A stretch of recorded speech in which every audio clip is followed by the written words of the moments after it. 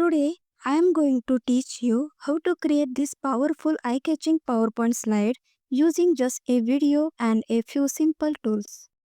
Let's get started without any delay. First, right-click on the slide, choose Format Background. Click Picture or Texture Fill. Then, insert a picture from a file. Now, insert the downloaded video onto your slide. Align it to the top and center of the slide. Crop the video to cover only half of the slide.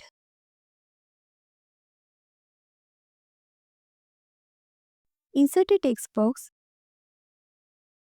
and type your title or any message. Choose a bold font and increase the font size. Align the text to the center and middle of the slide.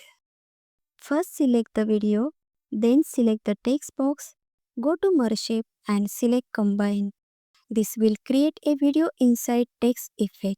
Go to the Animation tab and apply the play animation to the video.